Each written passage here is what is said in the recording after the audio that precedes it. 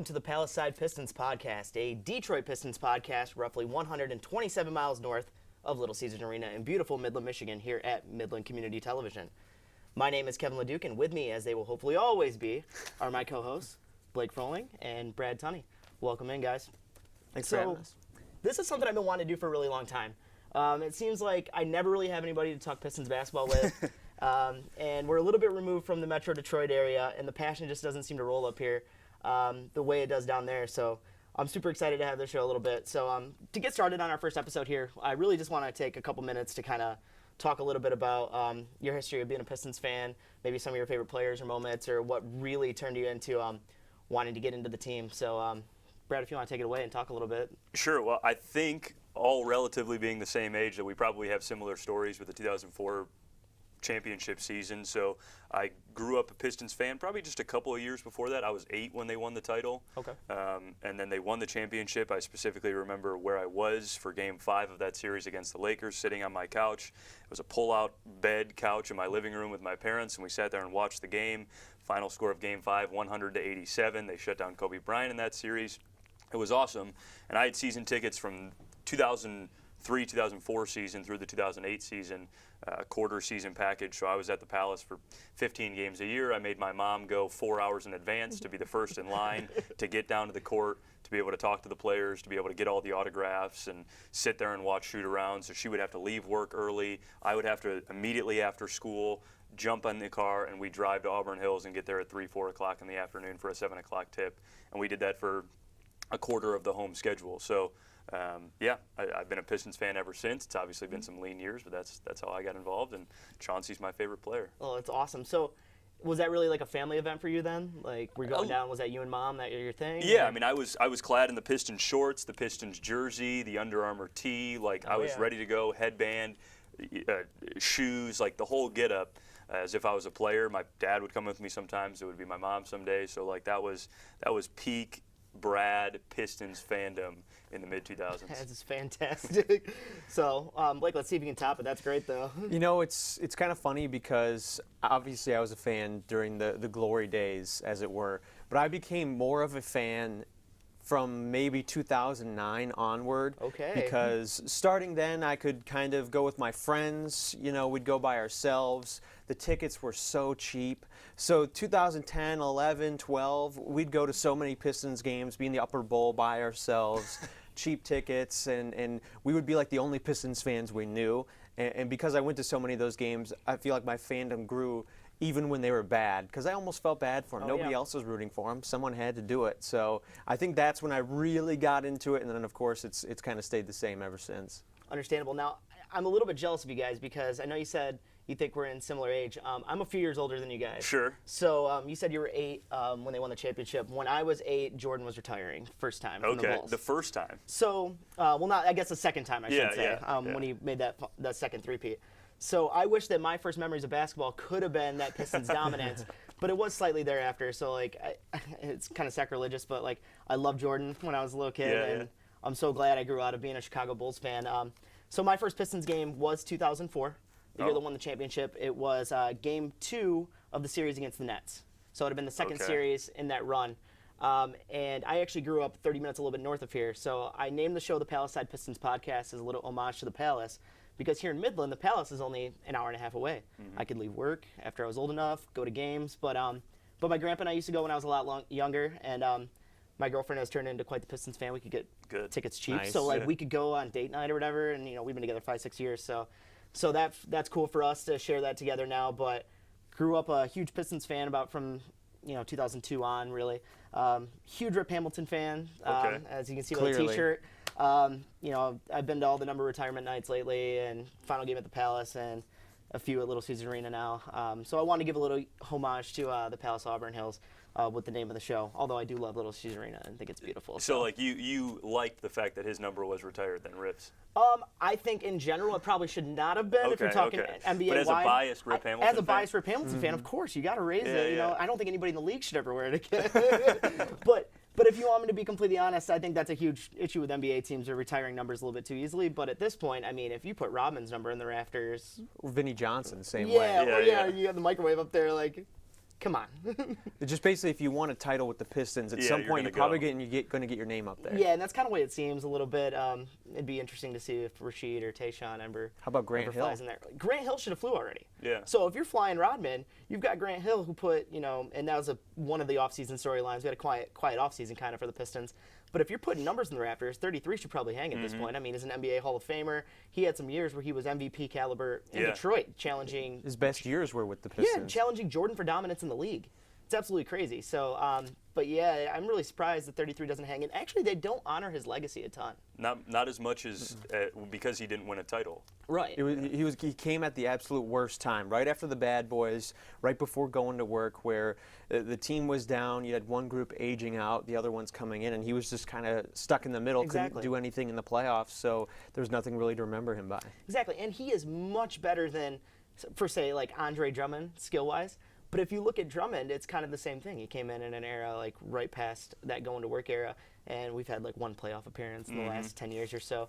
So if you're looking, or a couple, I guess, if you include 2008, 2009. But if you're looking at him, like let's say Drummond left today, I feel like it'd be the same situation. Like you probably wouldn't hear much about it, even though he is one of the better Pistons. Right, in the last couple of decades. Statistic-wise, I guess you could say. say. One of the best big men, of the last 20 years, maybe. So that's a good little transition. I mean, we talked a little bit about our history with the Pistons, and obviously we all three are very connected. So you two were from that area, correct? Like a little bit closer. Lower East Side. Okay. I grew up probably from the Palace at least about 20 minutes. Same here, 20 minutes or so. So that's cool. So I mean, you guys are right down there in the thick of things, and when a team's performing, it travels everywhere. So I mean, it was huge up here too. But now it's not so much. Right. And I think it's a little bit because obviously we've been in the doldrums. This franchise has went through a lot of waves, and I'm an unabashed and unapologetic Pistons fan, but I'm not afraid to say like we've made some mistakes along the road here. So I mean, last season we were talking a little bit before we came on air. 39-43, barely missed the playoffs. Would it be safe to say we've been underachieving? I don't know about underachieving. I mean, I think we can all agree that there have been some mistakes made, obviously. And one, the responsibility given to Stan Van Gundy as both the coach and the president of basketball operations, which we have seen now, and sometimes it takes the opportunity to fail, but we have seen now that doesn't work outside of Greg Popovich in San Antonio and the NBA to hold both of those roles and do it successfully. It just can't be done. There are conflicts of interest, and we saw the biggest conflict of interest last year when they traded for Blake Griffin in an attempt for SVG to save his job as the coach, and he couldn't do that because they ultimately missed the playoffs in what was an all-in move to sacrifice the future. So I hated the move last year to trade for Blake Griffin. There was a lot of talk in our office that meant they were going to make the playoffs. We should be excited. I never thought they were going to make the playoffs, and obviously they didn't. And now with a healthy season, maybe they can. But they are stuck in mediocrity. They're stuck in kind of this middle-of-the-pack team, and that's the last thing you want to be in the NBA. Because if you're really bad, there is hope to get good. And if you're really good, there's obviously hope to compete for a championship. But in the middle, there's very little hope, which is tiring as a Pistons fan. Of course, yeah. So what was your view on that Blake move, for example? Well, I thought they had to do something, because if they kept that exact same team, they still weren't going to make the playoffs. Right. So, and you weren't probably going to tank at that point because you didn't have the contracts that people would want to take on. So, yes, it was a desperate move for Stan Van Gundy to save his job, but he also knew that this franchise needed to do something. Whether it was going to work or not, something had to change, because doing the same thing over again and over again and expecting the same results is just crazy. So I was okay with the Blake move at first. I think he has learned to adapt his game now that his athleticism has diminished a little bit, shooting threes, being a distributor. I think he and Andre Drummond can work together. I also think it helps that they can play a smaller lineup with just Blake Griffin in the lineup, and they can kind of platoon the two, so you always have one of your stars on the court at all times. Right. But at the end of the day, Stan Van Gundy couldn't control injuries. He couldn't keep Reggie Jackson on the floor the whole season, because if he could, they would have easily made the playoffs. I mean, they were 9 games under 500 when he was off the floor last year, and they were 5 games over before he got hurt. So they were on pace to make the playoffs, but what are you going to do? And now they revamped the training staff, which I think is an underrated part of this whole offseason, bringing back Arnie Kander, who was big. I mean, if you look at that 2003-04 team, four of the guys that were there the whole season, and then you throw Sheed in there, they missed a total of 8 games that year. And Reggie Jackson, what did he miss? Like 25, 30.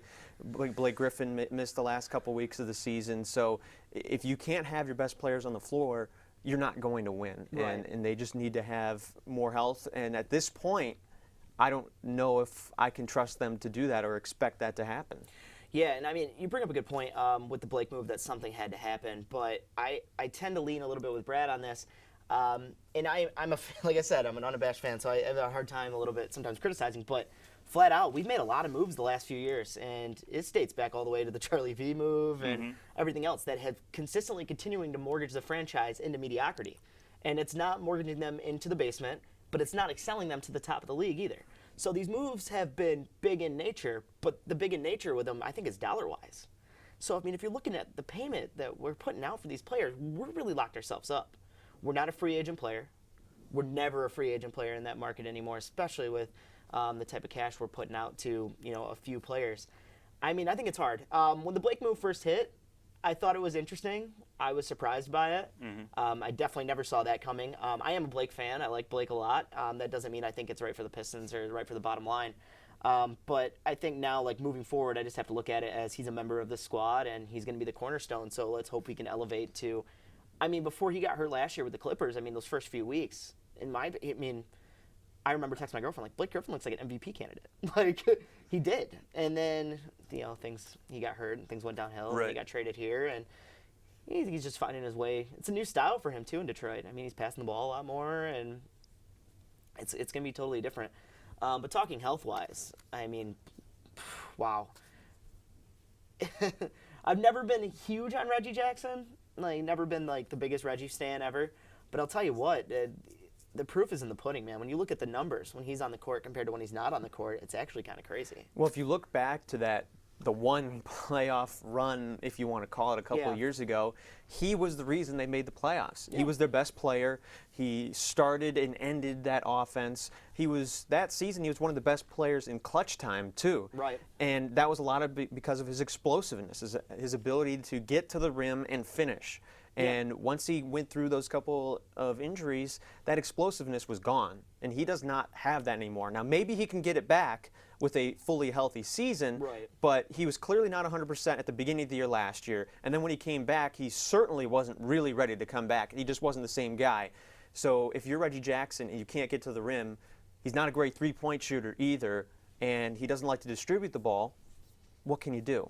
I mean, there's questions about durability there big time, though. I mean, we talk about how, the training staff, that's a good point, and Kanter's a huge part of this organization, and if we could put his number in the rafters, we would. Right. But if we're talking about Reggie's health-wise, I mean, is it too soon to say maybe he's not dependable? Well, I mean, he's, in his late 20s now, and has only played about half of each of the last 2 seasons. And, like, for me, not a huge Reggie Jackson guy. Like, I think he's a starting point guard in the league. He's one of the best 30 point guards in the league, right? But like, more times than not, when they go onto the floor, he's going to be losing his one-on-one matchup. Like, I don't think he's a top 15 point guard in the league. I think we could easily name 10 in 30 seconds that you would rather have at that position than him. No doubt. And on top of that, his lack of health pushes him maybe to, like, the 20-ish range at his own position. So I think, yes, the numbers speak to themselves. When he's on the floor, the Pistons have been better. But just like this season, if you look at the schedule the way it was last year too, this year the Pistons don't make a West Coast road trip until after January. So they're going to play 2 months without going to the West Coast, which is where all of the best teams are, right? So they were beating up on bad Eastern Conference teams last year to start the year. I think that's why we saw the record so good to start the season with Reggie in there. And then once he got injured, the fact that the schedule got harder and the depth and the bench got shorter with an injury to him made it look like his numbers were better than Ish Smith's, for example, when, looking at the lineups and some of the advanced things, Blake Griffin with Andre Drummond and Ish Smith together, those three on the floor, were statistically the best net rating the Pistons had last year over a Tobias, Andre, and Reggie Jackson lineup to start the season. So I like Ish Smith a lot as, sure, again, not a top 20 point guard in the league, but in terms of his speed and now his athleticism, because Reggie's been hurt, to maybe work better with two bigs if we're forced to live with a two-big offense. Yeah. I mean, if you're looking at point guards, there's really not a huge drop-off from Reggie to Ish, in my opinion.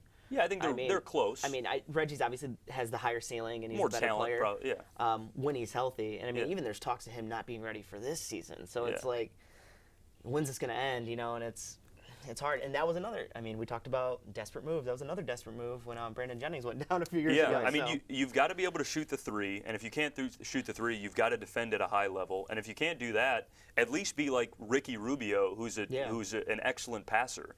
And Reggie is just subpar at all three of those things. Now, he's got all of those things in his game, but nothing is advanced to where, like, all right, here's one definable trait that keeps him on the floor and at a high level. And that's what I struggle with. If he could do one of those three things really well, I'd be happy with him as the starting point guard. Right, and that's what made Ish so good, is because he has that speed. Yeah. The fastest guy on the team. He And can is get willing to the bucket. facilitate. Exactly. Yeah. With that lineup that's out there, you don't need a ball-dominant point guard with all those superstars, quote-unquote, that need the ball. You need someone to feed them, not someone who's going to be taking 15, 20 shots a game, because that's going to frustrate them, and it's just not going to flow the offense the way it should.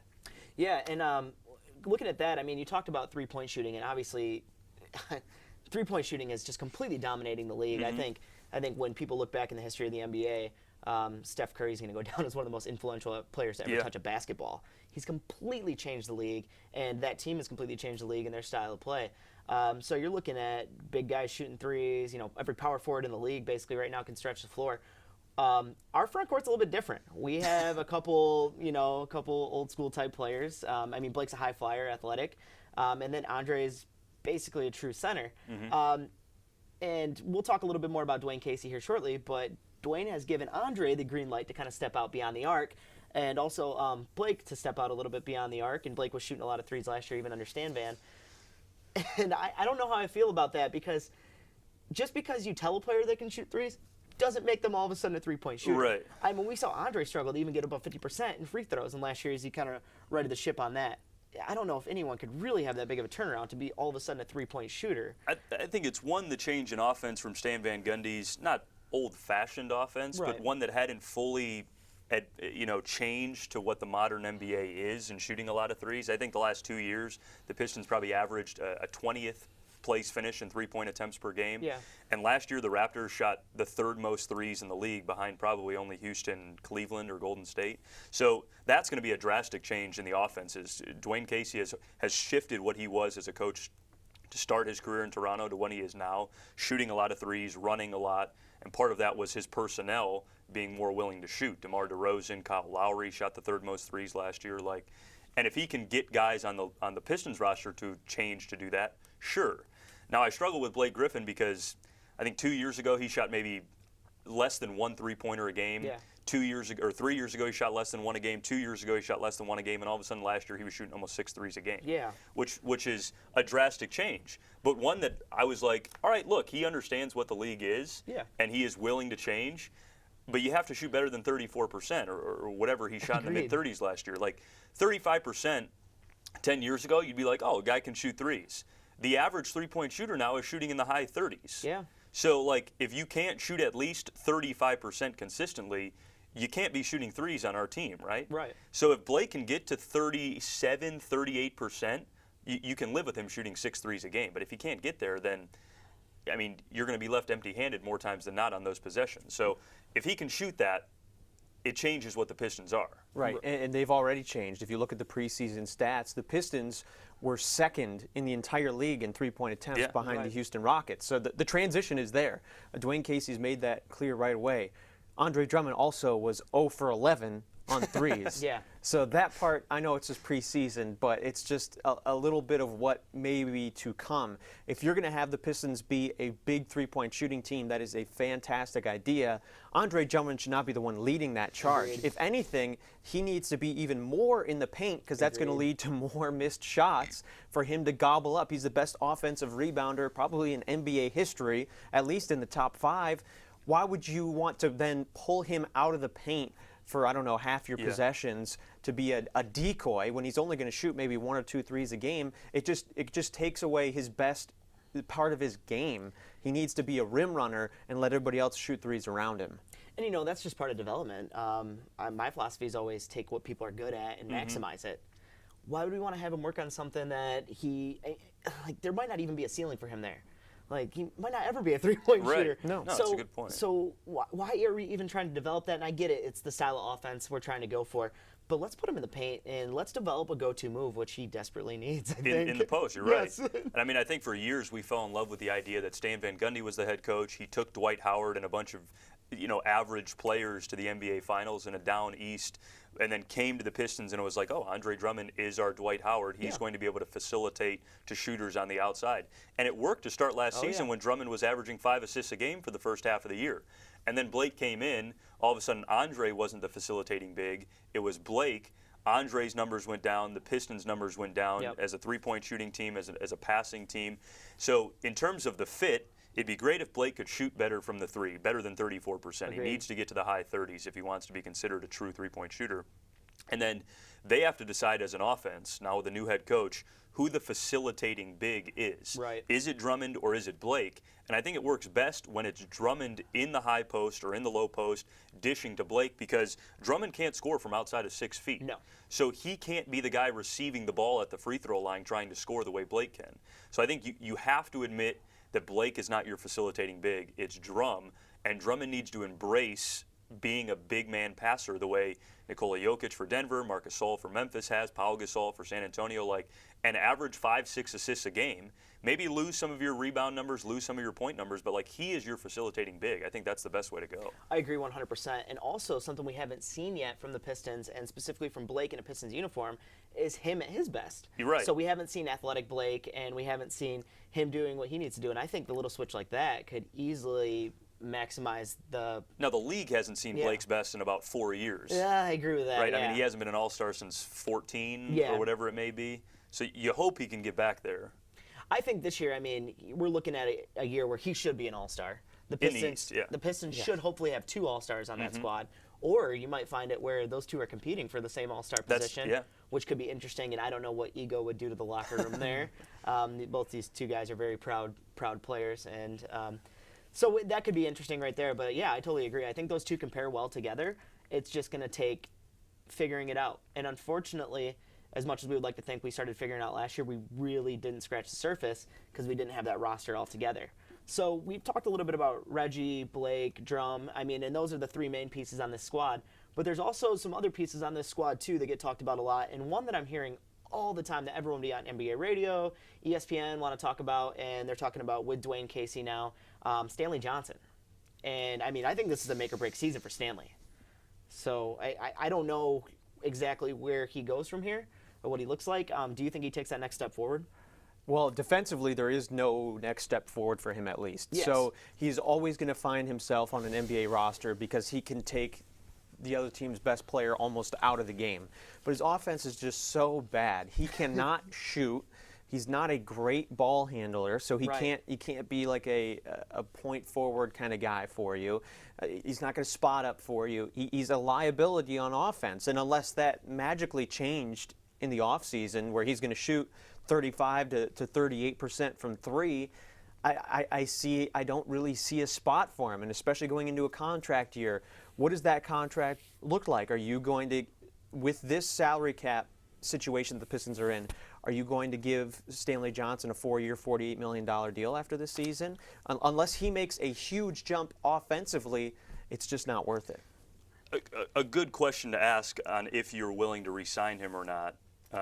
You have the option to qualify him for next season at like $5.5 million, which is about $2 more million than he makes right now, which I think you could live with because he's one of your own. You want to develop homegrown talent, but unfortunately he's not Dwayne Casey's own. So Is he willing to work with him the same way Stan Van Gundy did to try to prove that he was the best draft pick at the time? Unfortunately, last year, Stan Van Gundy produced the same exact numbers he did in his rookie season after regressing in year 2. So, the numbers were exactly the same. The field goal percentage, the three-point percentage, the points, the assists, the rebounds, they were exactly the same.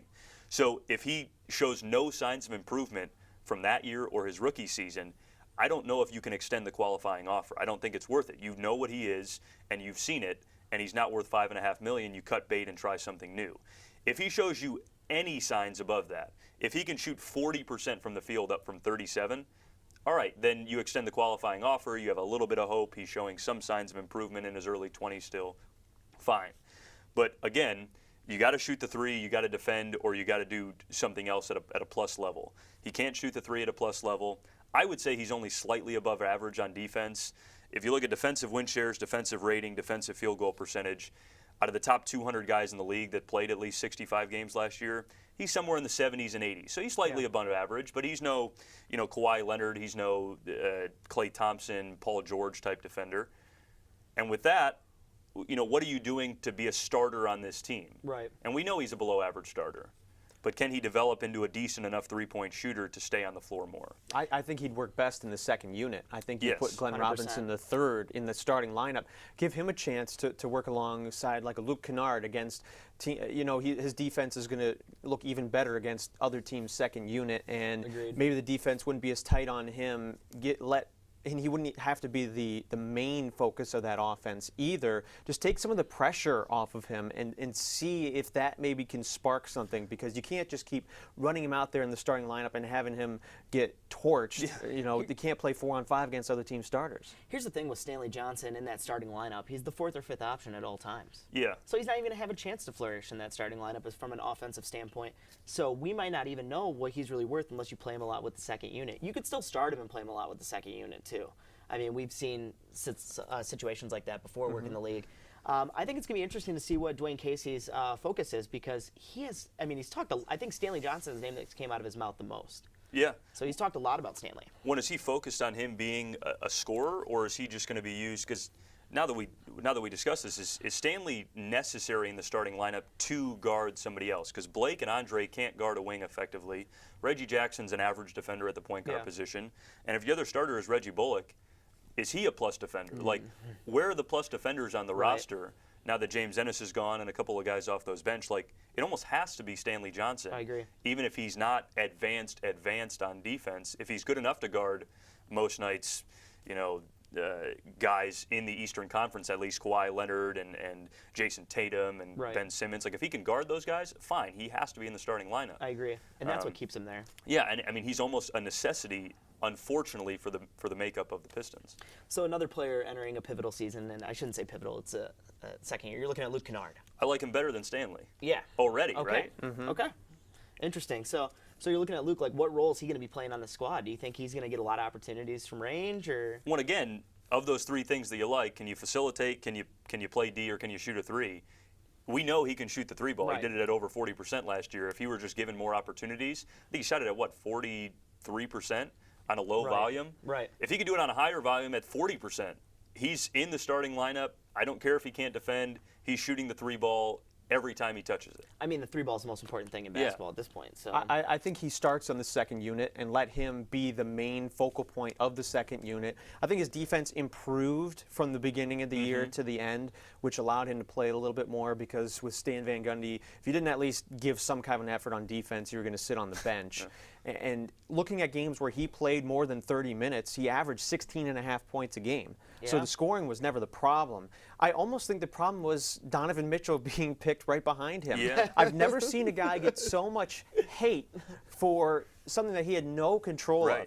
If this was any other rookie season for him at that exact draft spot, they'd say he had a fine. It was like it didn't matter what he did. Because he was always going to get compared to Donovan Mitchell. That's a great point. They're not similar players at all. They're completely different styles. There's nothing that you can compare about them besides the fact that they were picked back to back. So I feel like his view league-wide just took a huge hit just because Donovan Mitchell had such a good year. Well, I mean, welcome to Twitter. Right? Welcome to NBA Twitter. I mean, we're looking at NBA Twitter. Like, that's pretty much what we're looking at when it comes to that.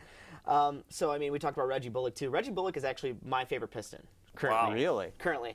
There's a lot. I don't know why, but there's just a lot I like about him. And it's not necessarily always just play. But I think it's cool that we didn't see a lot from him. He had kind of a breakout year last year. I like his personality. He does a lot of cool stuff off the court. It feels like every story I hear about him off the court is like feel good. It's like rich. So I mean, there's a lot I like about him, and like I said, I'll fall in love with players. But I think he's a huge trade bait this year too, though. So yeah, especially if he shoots the three he did last year. Right. And trade bait in what direction? Who knows where the organization would like to go with a guy like that? But again, he's a guy just like Luke last year that shot 45% from three. At one point, it led the league in three-point shooting. He's I bombing. think He finished top 5. I believe. Yeah. So like, and I don't remember how many attempts per game, but if he can do it 5-6 times a game, still shooting 40%, I mean, that's a guy that can score 15 a night, can be a knockdown shooter, deserves a starting spot. If he can defend a little bit, that helps this team reach a ceiling that, I'm sure we'll talk about. But at the same time, defenses know that's coming now. He's not going to take anybody by surprise. He was still kind of an off the radar guy. Exactly. I mean, he played maybe 5 or 10 minutes a game the seasons prior to that. Nobody thought of him, and he was just kind of thrown in there because of injuries. And now everybody's going to try to run him off the line. So what's the next part of his game? Can he attack the rim? Is he going to be a passer? Because he's not always going to get those wide open looks. Right. He can't just be a spot up shooter because he's not going to get those opportunities. Right. I don't think we have enough blend of talent in that starting unit with him to be able to get him open looks, even though. Well, unfortunately, he and Stanley are the starting wings in a wing-driven league. Right. And they're the two weakest players in the starting Without offense. a doubt. Yeah. Without a doubt. The Pistons really are an anomaly. Yeah. So it's kind of interesting. So the rest of this team, I mean, there's a blend of differences on the bench. I mean, we brought Zaza in. Like, what are the rest of these guys going to do for us? The season hinges on the three guys we talked about, Drum, Griffin, and Reggie, and how they adapt to a faster system that allows Reggie to maybe push things a little faster and Ish to push things a little faster. I think if you look at the overall talent on the roster, it's easily behind Boston, Philly, Milwaukee, I would say Washington, and Toronto. Yeah. So that leaves you as a potential 6 seed. Right. And then the question is, can your bench do what they did to start last season? One of the better benches in the league. But as I think a lot of people realize, if your bench is really good, that spoils things for the playoffs when your bench becomes short, your minutes go to your starters, your best players. So the bench can perform all they want. I've never been a huge bench guy. Give me your 5 best players at all times. Okay. And in the playoffs, that's what's going to matter. So maybe the bench can get them to their ceiling of a 6 seed or a 5 seed or whatever it may be. But then once the playoffs hit, it needs to be your starters. Right. Yeah. So we talked about ceiling. Where do you actually think they're going to land? Again, I like to look at the rosters, talent on the rosters, and then we can get into how much coaches factor, how much Brad Stevens matters for a Boston team. I think talent-wise, they have the 6th best roster in the East, right there with Indiana. Okay. I think Indiana overachieved last year a little bit. I love Victor Oladipo as much as anybody. I think he's a top 15 guy in the league. But what's around him is pretty weak. And last year, they were able to finish, I think, as the 5 seed because Washington didn't have John Wall for a majority of the season. Milwaukee didn't have a coach for a majority of the season. You could say they didn't have a coach all year. So I think Indiana takes a step back. I think the Pistons, fully healthy, can get to a 6 seed. And then the question becomes, how good is Dwayne Casey as a coach? Right. Did he overachieve? Did he underachieve in Toronto? And then at that point, can they get beyond a Washington or a Milwaukee to challenge for a 3 or 4 seed? Or a 4 seed? I don't think so. I think at the very best they're a 6 seed. At the very worst they're an 8 seed. Agreed. Yeah. I think at the worst would be almost identical last year where the injuries come into play and you just go on these losing streaks. You fall. They could miss the playoffs just as easily as they did last year. I think their ceiling is a 6 seed. I think that's pretty good. I don't think they're getting past Indiana.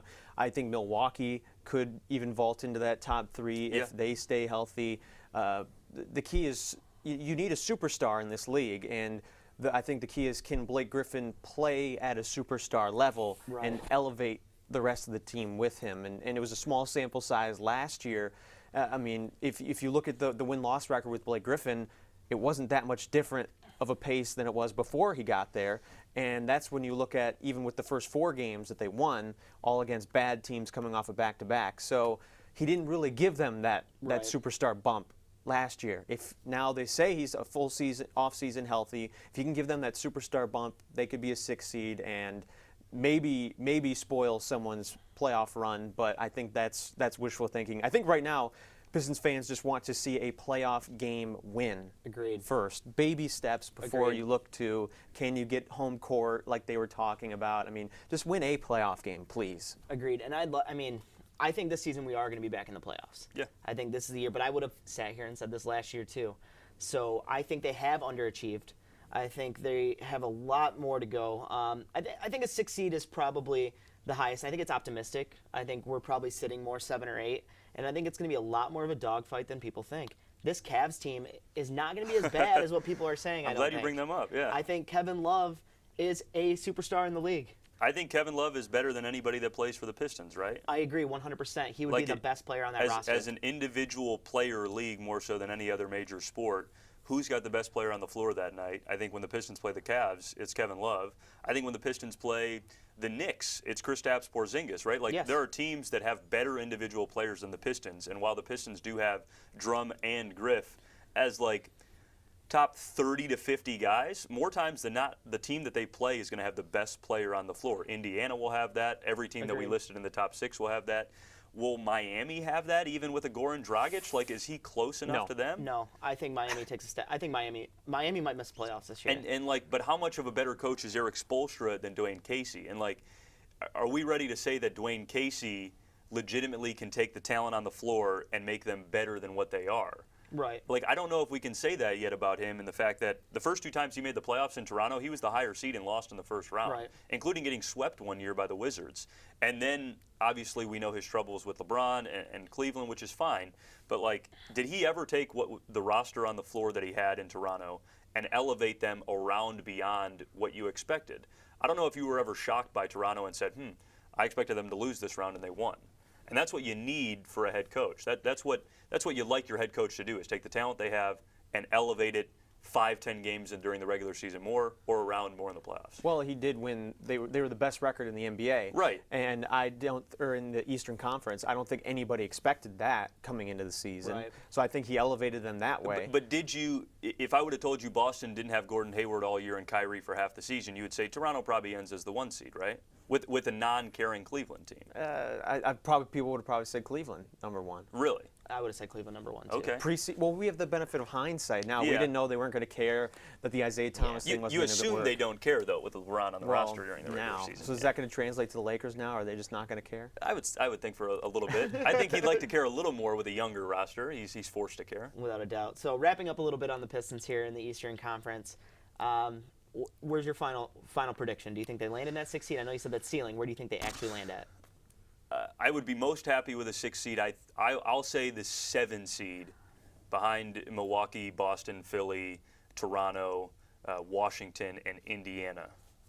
I think they will finish. I think Indiana's going to finish in the 8th seed. Okay. I think we will hit the 7th seed, though. Okay. So we're in agreement there. Correct, yeah. All right, I'll be So different. who's ahead of them at 6? I don't think it's Miami.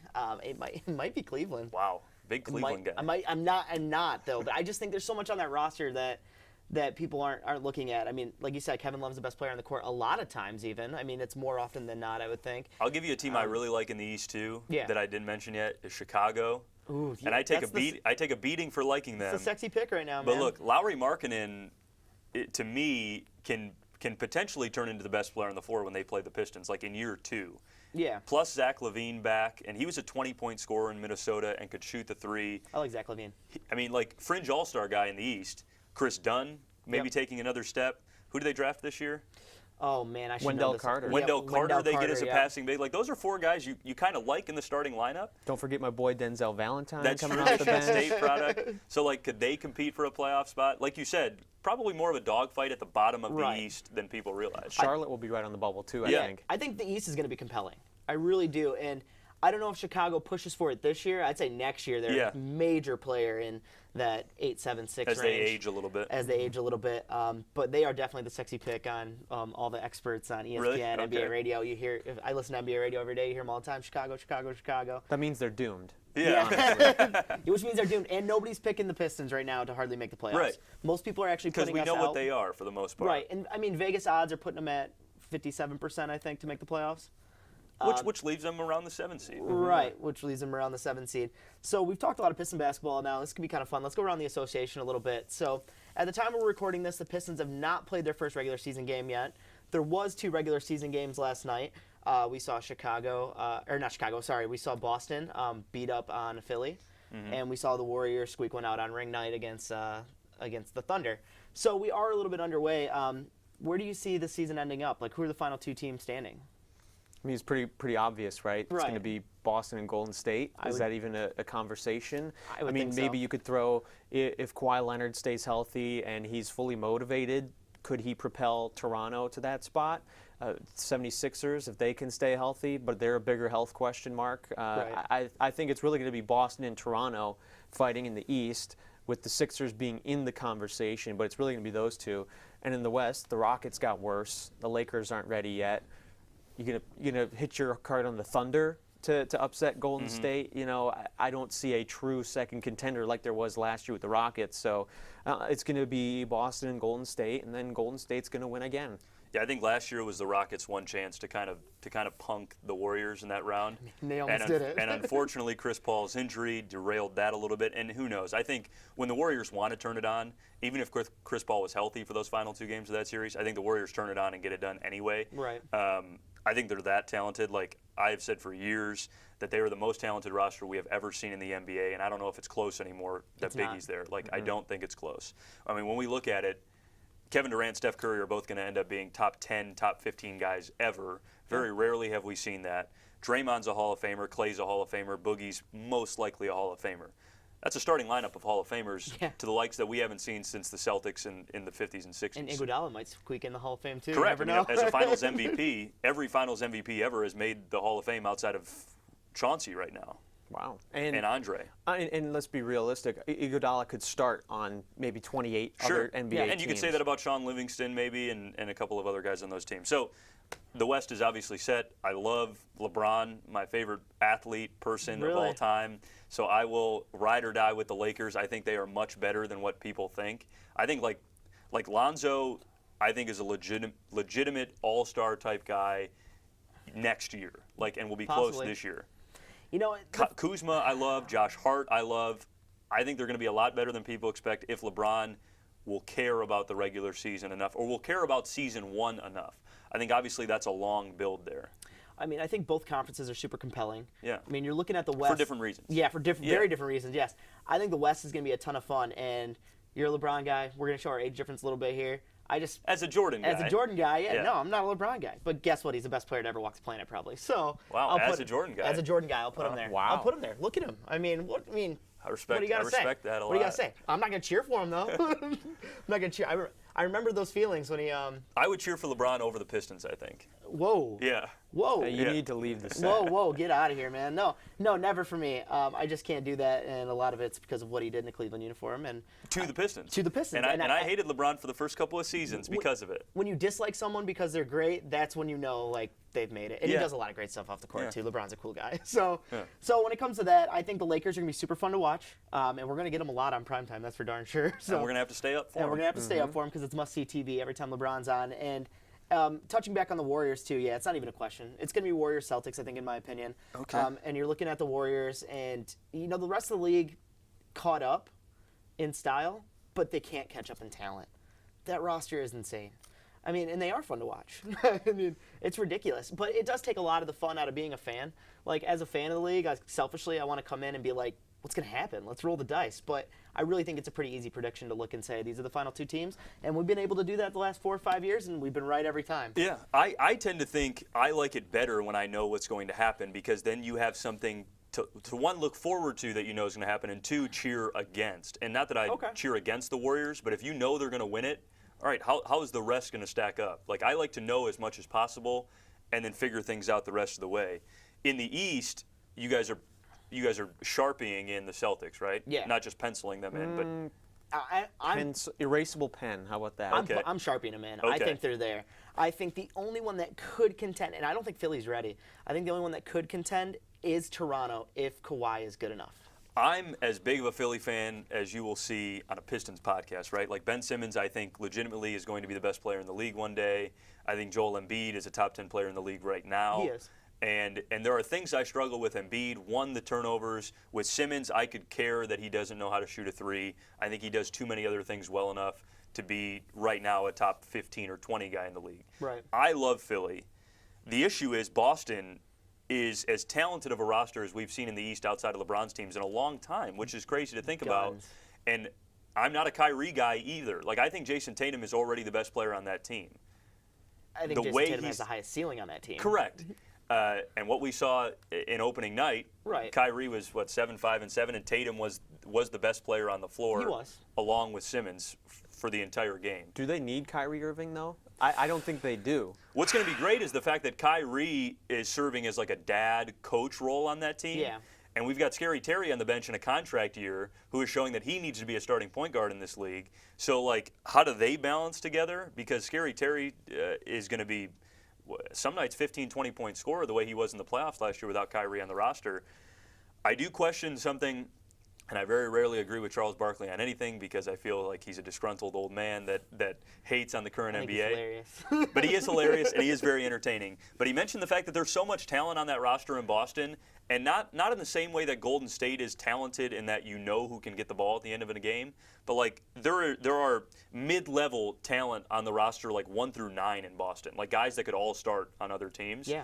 And who gets the ball every possession? Like if Kyrie's a facilitator, but he's your best scorer, Right. or is Jason Tatum your best scorer? And is Jaylen Brown the best scorer when those two guys aren't on the floor? Is Al Horford your best player in the post? Like, and where does Gordon Hayward fit? Like, I think there are a lot of questions on how they all mesh, but there's no better guy to blend them than Brad Stevens. Yeah, I was gonna say I don't feel bad for them at Yeah. all. Those are great decisions to have to make, and I think Brad Stevens is gonna make them. I mean, we Yeah. didn't see great nights in night one from Gordon Hayward or Kyrie, but I think those two guys will get back to where they're Yeah, at. recovering from injury.